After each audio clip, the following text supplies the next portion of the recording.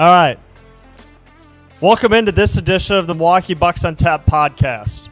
Corey Moen, Evan Byrne. Evan, how we doing?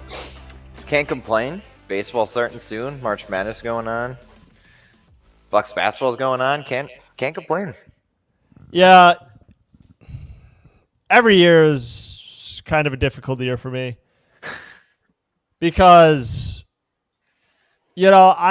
as you guys know, I'm a fan of like all the sports. Okay. I love the Brewers. I love the Badgers. Love the Packers. I love the Bucks. And evidently I'm basically just waiting every year to like one of those teams let me down. So the Badgers already let me down in the first round. It was pretty quick. Got outplayed by a 12 seed. It's okay. We still got the Bucks going on. I hopefully they get a championship out of this. The Brewers I'm not expecting much from because it's a young team. It's a new manager. And quite frankly, I don't think they don't have like a good top of the line rotation. I think they got some pieces in there. But, I think, we'll see. Baseball is like a long season. But the Brewers, I don't know. I don't think the hype is as good as it was in years past. That's all I'm going to say. They have relatively the same pieces from last year. But I'd say anything over 80 wins, like that's a good year. Because the thing is like there's a lot to replace. Okay? Like Brandon Woodruff's not pitching this year. You traded away Corbin Burns. I mean, there's not much there in the rotation. You got Peralta. Okay, Wade Miley's got his own injury history. DL Hall, I've heard some good things about him. Mizorowski, I've heard, I don't know if he's going to start his year with the big league club or not. But I think Colin Ray is going to be one of their starters. So, again, there's not much to be like, oh, I'm excited for this year. Sorry to get sidetracked. I was kind of telling you what my predicament is every year. We still have the Milwaukee Bucks. Yes. Okay. And they played the 3 games this week, so we're going to get into the wins against Phoenix and Brooklyn and the loss against the Boston Celtics. So we'll get right into it. Played last Sunday against the Phoenix Suns. And quite honestly, watching this game, it was Bobby Portis. He went off. He had 25 points in the first half, I believe. Finished the game with, I would say, over 30, right? He had 31. 31. Okay, so what did you see in Milwaukee's performance last Sunday? I got to go to this game, so I sat probably the closest I've ever sat before at Pfizer. It was cool. It was a little bounce back game, I guess. The Bucks, huge second quarter. I mean, huge first half. They had like 82 points, I think, in the first half. 43 in the second. But yeah, it was a good scoring game from Bobby. No one else on the bench really did anything. But yeah, if it wasn't for Bobby, I don't see them really winning this game. But yeah, him hitting the first 5 3-pointers, it was like the celebration after each one got louder and louder. The chants were going. But yeah, just a good overall team game.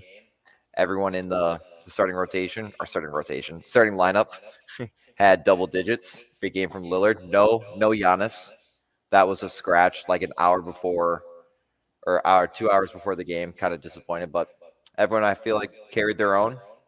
They had a good run. They gave up a little bit in the third quarter into the fourth quarter, but able to hold it down, bring on a win, double-digit win, so can't complain.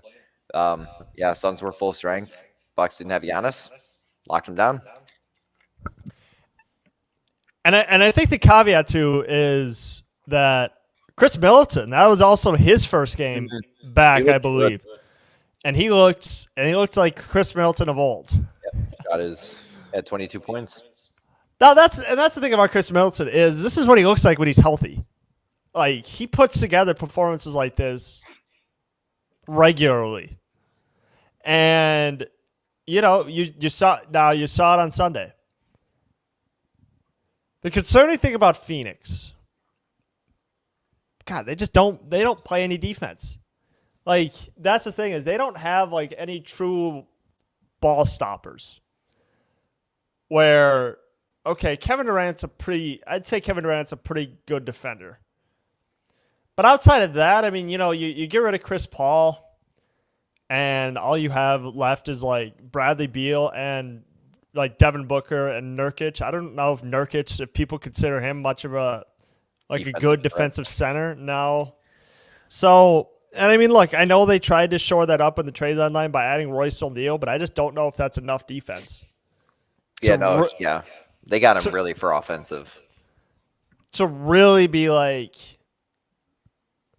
and it's such a contrasted styles because Frank Vogel is known as a defensive coach, and yet his roster is largely offensive players. So that's why I just don't know if it's going to work out for Phoenix in the end. Yeah, at that run that they had in the third quarter and fourth quarter, basically like their catch up for the Bucks lead, it was really just they were making everything in the Bucks weren't. There wasn't any stops. I felt like to it, a lot of the Bucks possessions were just a one and done. What irritated me, I think, was Grayson Allen kind of cooking us. He had 25 points and like 6 3-pointers. He could not miss it, felt like, to start off. But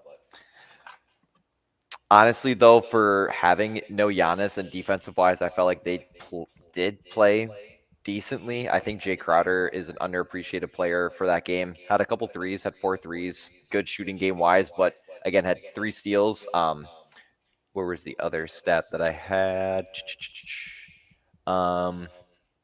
That was my biggest note. 3 steals from Jay Crowder, I felt, and then AJ Green defensively, I felt was like another, not like a lockdown defender, but had a good couple defensive stops. Again, he only had 1 3-pointer, a couple free throws, so offensive wasn't really there. But I don't know. Again, we've mentioned it before, but I feel like his defensive skills are kind of going under the radar. Not like it's going to get like national attention from anything, but I don't know. He's kind of a sleeper pick on that defensive side, but yeah, it was really just the offensive for this one for the Bucks. I guess you could kind of say for Phoenix too, even though they didn't come through with it. Yeah, and I mean, like you said, it was a good bounce back game because it's just one of those things where like week before that it was a little up and down, and Milwaukee, it's good that they could put together performances like this against teams like a Phoenix, because say what. I'm about to move on to the next game, but they did not put together that same performance against Boston. Yeah, no, this game really pissed me off. This was one of those games where they could have won easily without Giannis. So, moving on to the next game. Bucks versus Celtics. And here's the thing. Okay. The score was not indicative of this game, how this game was played. Okay. Yeah, the final score ended up being 122 to 119. Mm-hmm. And Milwaukee almost did make a comeback. But largely enough, they had to dig themselves out of a massive hole just because of, just struggling, stopping the other guys. Okay. Peyton Pritchard, Derek White. Jason Tatum, I wasn't that surprised about because I expect Jason Tatum to put together games like this. Jaylen Brown didn't have like as good of a game as he usually does against Milwaukee, but then you throw Porzingis into the mix, and again, Boston, that's why they have over 50 wins this year. It's just because like their bench, what was kind of thought of as a weak spot, like heading into the season, like that bench is like really, really dangerous. Yeah, looking at it again, some of the guys didn't play, and obviously you have some guys hurt, but Peyton Pritchard, I feel like always just destroys the Bucks 3-point wise. I know he's like, he deserves like the publicity that he gets, but yeah, I feel like he always cooks us. Where did he go?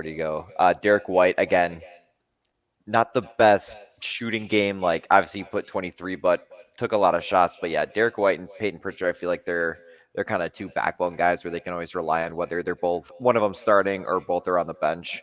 But yeah, it's kind of scary just because when you have a guy who can come off the bench and play, I don't know, like 28 to 30 minutes and score consistently, I feel like it's a good long term thing to have for them running through the playoffs. But yeah, otherwise that I just felt like Jason Tatum just did what we figured he was going to do. A lot of free throws, 3-pointers. He's finally hitting. They kind of held Porzingis to a little lower scoring of a game that I thought they were going to do, but yep, it was just a lot of poor play. I feel like on the Bucks end that led the Celtics to this win. Obviously, can't discredit them at all, but there's just a lot of bad plays that I feel like the Bucks had early on that they just couldn't dig themselves out of later into the quarter. Like outscoring them 36 to 21 in the fourth quarter, and you still lose. Just kind of shows how far down they were. Yeah, and that was a big thing, especially in their comeback where they had a chance to tie it. Mm-hmm. Or maybe it was take the lead. They had a chance, and I just, I wasn't a fan of that look. Okay, I understand Bobby Portis had 24 in the game, but I wasn't a fan of, a straightaway three. I didn't think Bobby Portis should have been the guy to take that shot. Yeah, no. Like you have Lillard on the floor, you have Middleton, I believe, is on the floor. Like you have those guys, and I like Bobby Portis in certain situations, but to take go-ahead shots, I don't like that. I don't like that. I think the ball should always be in the hands of Lillard or Middleton. Make something happen with those two guys, not Bobby Portis. Yeah, there wasn't enough time either where, if it's a closer game and you got a few minutes left, okay, cool, go for it. But yeah, with the amount of time they had left and who they had on the court, I don't know if it was like no one's going to expect Bobby to have it, but I'd rather have a better shooter and kind of know that they're going to be shooting rather than just kind of risk it with having Bobby shoot it at the end. But yeah, just a lot of unnecessary not misses, unnecessary calls kind of late in the game on that run that just kind of threw him back. But a 3-point loss without Giannis, I feel like is not necessarily like a win, but I'm more comfortable instead of them just being blown out because both their losses this year to Boston, or is this their fourth game? Are they 2-2 or 3-1? No, they got. I know they had a win. They had a win at home when Adrian Griffin was coach. Yeah, they got one more home game. Yeah, their first game against the Celtics. I think they got blown out their first game. I think they lost by 3. They were getting blown out, and then they came back. That was so long ago. I gotta find that. But yeah, it was like they lost 116 to 119. So again, another 3-point loss. I know, like to start the game, they were getting absolutely demolished. This was basically like a carbon copy of that game. They start off really slow, they tease us, and then they lose by a one shot, which I feel like is one of the most frustrating ways to lose, is losing by 3 points. So they've played 3 times this year. Yep, they got one more home game.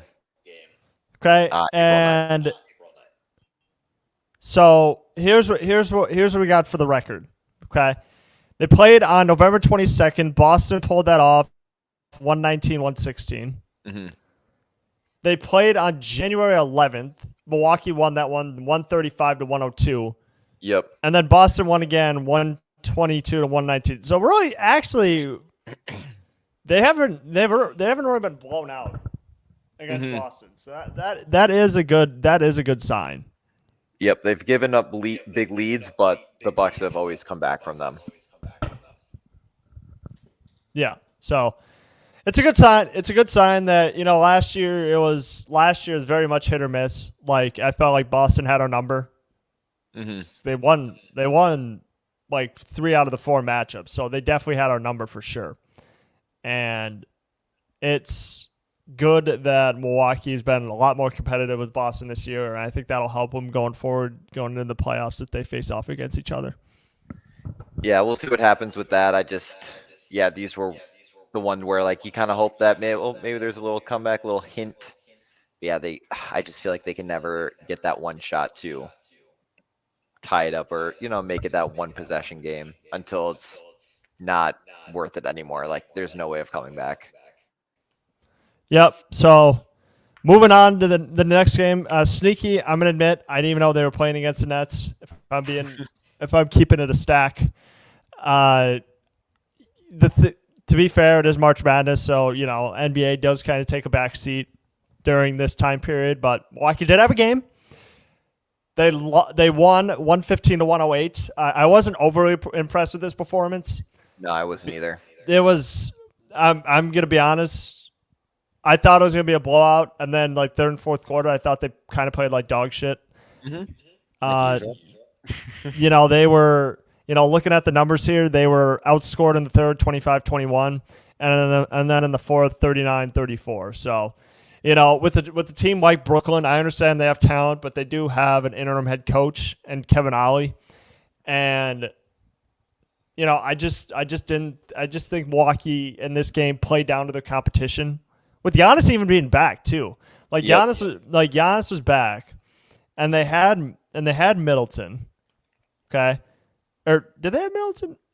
Oh, excuse me, they did not have Middleton. I'm sorry, Middleton did not play in this game, but you still had you had Giannis back and you had talent out there. So, what did you make of Milwaukee's performance against Brooklyn? Yeah, it was kind of like outcome-wise similar to the last game against the Celtics. I just felt like the Bucks played a really good first half, got a huge lead, and then just didn't play at all the second half. And, they kind of gave it back up a little bit. Obviously, they were able to still pull away, but if it wasn't for the lead that they had going to the half, I don't see them winning that game just in general. I know they were up by like 20, 21 at one point, but realistically, I just felt like it was a Giannis game for the most part and a Lillard game, and not too much from anyone else. You can kind of throw Brook in there. I feel like he had a good game, but scoring-wise, outside of those three, it really wasn't substantial or noteworthy. Again, you had 21 from Giannis, 30 from Lillard, and, Brook and Malik had 17, 16, but AJ Green too, but otherwise everyone else was like 2, 2, 6, 5, 6. So just heavy scoring for a few guys, but I don't know. It wasn't too impressive, just either or. It felt like it was one of those games where they should have not necessarily blown them out, but should not have been a 7-point game, especially with the half. I was hoping you were going to mention. I was hoping you were going to mention the GOAT, AJ Green. Oh yeah, AJ Green. He was cooking. He was. He's getting better and better. Oh my goodness, he was like his confidence in shooting is like unparalleled. Like he just. He's sneaky, the most pure shooter, I feel like, in the NBA. And I'm not just saying that just because he's like on the Bucks. No, I'm seriously, in a couple years, AJ Green's gonna be known. He's gonna be entering 3-point contests. I'm telling you, he's earned a spot in Doc Rivers' rotation. Just based on the way he could really shoot the crap out of the basketball. Yeah, and I feel like the confidence that he has with getting consistent minutes as opposed to last year where I felt like Budenholzer would play him every few games or so for he played round up the 15 seconds to 14 minutes. He didn't play a substantial amount, but I felt like he was doing this once a week or so, or once every 4 or 5 games, where it's he has one good game but then doesn't play, and he has an game and then doesn't play for a longer stretch of period. But I just feel like playing him consistently, again, not going to play 28 to 30 minutes, so maybe he will, but at points where he only needed 14 minutes to hit 5 3-pointers, where obviously he can't do that every game. But I just feel like the confidence more and the consistency that they have in the rotation, I feel like is upping his skill set and his potential than he was last year under Budenholzer, because Budenholzer just did not play him or Marjan to begin with. Obviously, Marjan's not really playing this year, but out of all the people, I feel like AJ Green deserves it the most, and glad he's being recognized a little more. You got that right. Yeah, and again, looking at this game, again, it was the big three from Brooklyn. It was, or big four, I'm sorry. Cam Johnson, Bridges, Nick Claxton, and Cam Thomas. low-key forgot Dennis Schroeder and Dennis Smith Jr. on this team. Yeah, I forgot about Schroeder until they almost. Lonnie Walker too. I forgot about Lonnie Walker. Goodness gracious, that's like people forget. Like Lonnie Walker came through in a clutch playoff game against the Nuggets last year. Now he's you know, on a rebuilding team. Now he's on the Nets. But hey, don't worry about the Nets, right? Because they actually believe that they're like still the king in New York, that they can like recruit high priced free agents to come to their team. Yeah, after the Kevin Durant and James Harden stuff, they're not getting anyone. There's no way. like literally, you honestly, it's weird. It's like people actually now want to play for the Knicks more than the Nets. Mm-hmm. It's so weird. Like it's so weird. Like Brooklyn has always, in the grand scheme of basketball, has always been kind of irrelevant. Mm-hmm. Like all right, Jay-Z goes to the games and all that stuff. He's like an owner, not an owner, but he's like, he goes to the games and stuff like that. And I don't know. This A team with the name Nets, it's just always, they've been an NBA team. They just haven't been relevant for like a long time. They never went to an Eastern Conference Finals with those two. It was the semifinals. Yeah, they never went to an Eastern Conference Finals. But if Kevin Durant's foot wasn't that big, they would have won the finals. Like maybe. But again, now in the grand scheme of things, like, they drove out Kyrie, they drove out KD. James Harden didn't want to be there. Like, I don't know what the Nets get this notion that people are going to free agents or want to flock to Brooklyn. Like, nobody wants to come to Brooklyn. Like, it is I don't know if it's a horribly run organization, but it's just like, the problem is with those with the big three, it's just you got to build around the big three, and they did not do a good enough job of building around the big three. That's like you gotta build out a roster to filled with shooters, and they just never did that. Yeah, that is why they didn't go anywhere. They thought the three could just hold it down and have Kevin Durant play like 45, 46 minutes in that series was going to help, but. I mean, look.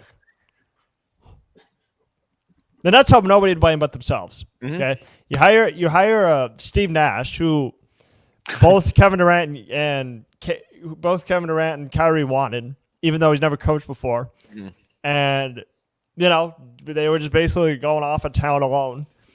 Then you fire him. Then you hire Jacques Vaughn, who was already a failed NBA coach. Then KD and Kyrie are like, oh my God, get this guy. Like, we got to get out of here. Like, there's no cohesion here. Jacques Vaughn gets fired in the middle of the season. Then you hire Kevin Ollie, who I think was a good player, but he was a failed college coach. So that's all right, is Kevin Ollie our future then? So it's just, I don't know what Brooklyn's going to do. And then their owner's talking about selling. Mm-hmm. So it's just, there's everybody's jumping off the Titanic. I'm just saying, everybody's jumping off the Titanic. Like, nobody wants, I don't know. Brooklyn's in a good spot. Like, they have young talent. Like, their GM is, I would say, he's pretty good for Kevin Durant and stuff. I think you got a good haul for him. Mm-hmm. But it's just one of those things where it's like, oh God, it's not that we don't have talent. It's just we can't put it together.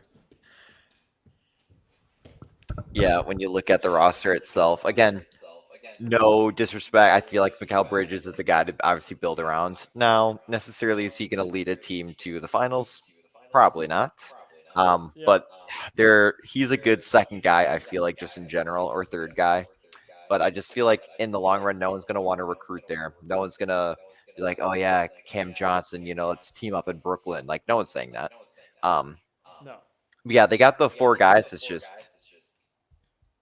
is it going to work out? I feel like it's like the Cavs situation where before they got Donovan Mitchell, they had some of the guys that they needed to kind of win. They just couldn't get over the hump. Then here comes Donovan Mitchell, but I just feel like they're not in that situation. It's going to be just a lot of middle of the line basketball for the next few years. Yep. So, boy, a little light on topics there. You got anything else? No. Again, we have the games going on right now. So The game against the Thunder, it was honestly a close game for a while. The Thunder were up a little bit, but now they're almost up 30. They're up 25 right now, so that'll be a little upcoming game to talk about. Mm-hmm. So, all right, thank you guys for tuning in the Milwaukee Bucks on Tap podcast, and we'll see you guys next week.